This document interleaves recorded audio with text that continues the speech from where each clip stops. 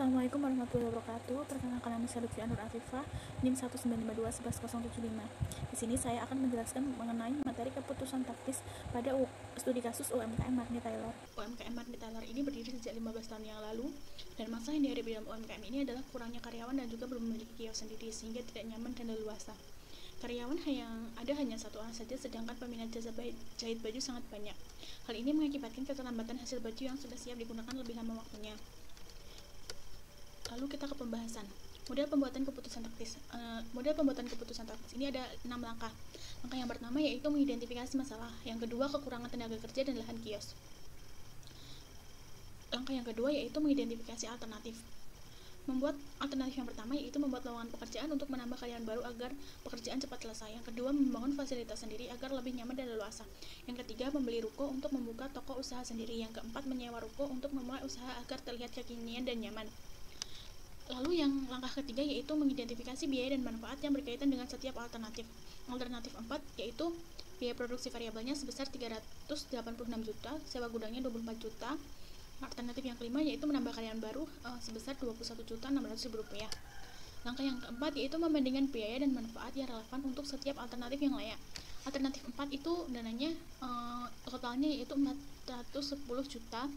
Alternatif yang kelima yaitu 21.600.000, sehingga biaya diferensialnya adalah 388.400.000 rupiah. Langkah kelima yaitu menilai faktor-faktor kualitatif, yaitu yang pertama kemudahan lokasi untuk membuka kios, yang kedua hubungan ketenaga kerjaan. Langkah yang keenam yaitu membuat keputusan, yaitu akhirnya menyewa ruko dan menambah tenaga kerja baru. Lalu penerapan biaya relevan keputusan atau membeli atau menyewa. Menyewa atau membeli ruko di dalam UMKM ini dihadapkan dengan suatu permasalahan yang mengenai lahan tempat produksi atau ruko yang kurang. Owner diminta untuk memilih antara keputusan membeli atau menyewa ruko. Owner perlu melakukan evaluasi secara periodik guna mencari sumber dalam pembuatan keputusan membeli atau menyewa. Make or buy decision. Dalam perhitungan owner akan membeli gudang baru, maka uang yang harus dimiliki adalah 100 juta. Jika menyewa hanya membutuhkan uang sebesar 24 juta. Jika owner ingin membeli ruko, maka dibutuhkan biaya pembangunan dan juga biaya untuk membayar tenaga kerja, yaitu sebesar 60 juta. Maka dapat dijabarkan sebagai berikut. Dapat dilihat pada tabel. Untuk biaya lahan, jika membeli biaya ruko, jika membeli itu membutuhkan harga sebanyak 100 juta, yaitu menyewa membutuhkan harga sebesar 24 juta. Biaya diferensialnya adalah 76 juta. Lalu biaya pembangunan untuk membeli sebuah ruko itu harus membangun sebesar 50 juta, menyewanya 0, biaya diferensialnya adalah 50 juta. Biaya tenaga kerja bangunan untuk membeli membutuhkan biaya tenaga kerja sebesar 10 juta, menyewa 0, biaya diferensialnya adalah 10 juta. Total jika ingin membeli sebuah ruko harus membutuhkan dana sebesar 160 juta. Lalu jika menyewa membutuhkan dana sebesar 24 juta. Total biaya diferensial adalah 16 juta. Lalu selanjutnya penyerapan biaya relevan menambah atau mempertahankan tenaga kerja. Saat terjadi overload produksi, owner mengalami kekurangan tenaga kerja. Hal ini dapat disiasati dengan menambah atau mempertahankan karyawan harian yang sudah ada. Jika menambah karyawan baru akan membutuhkan dana sebesar 21.600.000 per tahunnya. Sedangkan jika mempertahankan karyawan harian, maka dana yang dibutuhkan sebesar 18 juta.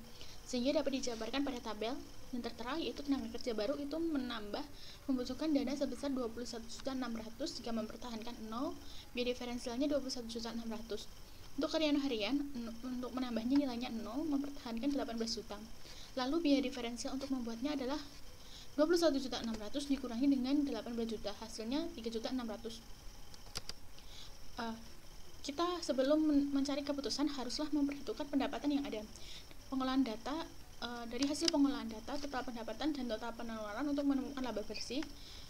Lalu dapat diperhitungkan pendapatan dalam setahun itu sebulannya adalah 40 juta, dikali 12 jadinya 480 juta. Beban usaha yaitu bahan baku 30 juta kali 12 bulan sama dengan 360. Lalu biaya tenaga kerja langsung sebesar 18 juta, overhead variabel sebesar 8 juta, totalnya adalah 386 juta. Maka laba yang dihasilkan adalah laba bersih sama dengan pendapatan per tahun dikurangi beban. Pendapatannya setahun itu 480 dikurangi 386 juta. Jadi hasilnya adalah 94 juta. Jadi laba bersih UMKM ini Marni Taylor per tahun sebesar 94 juta. Lalu kita menuju ke kesimpulan keputusan taktis. Berdasarkan hasil analisis data yang diakumulasikan penjualan dengan beban-beban yang ada pada UMKM retailer, maka menghasilkan beberapa keputusan. Jika pendapatan bersih sebesar 90 juta, maka yang pertama, keputusan membeli atau menyewa ruko. Jadi, keputusan membeli atau menyewa ruko ini mendapat kesimpulan bahwa owner sebaiknya menyewa ruko terlebih dahulu.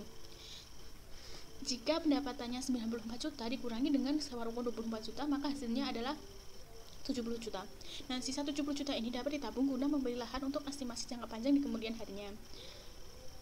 Lalu keputusan yang kedua yaitu menambah atau mempertahankan karyawan. Jadi dengan adanya sisa dari pendapatan, UMKM ini mampu untuk menambah karyawan baru berarti 21.600.000 rupiah ini masih dapat dikurangi dengan pendapatan dapat dikurangi biaya untuk menambah karyawan baru.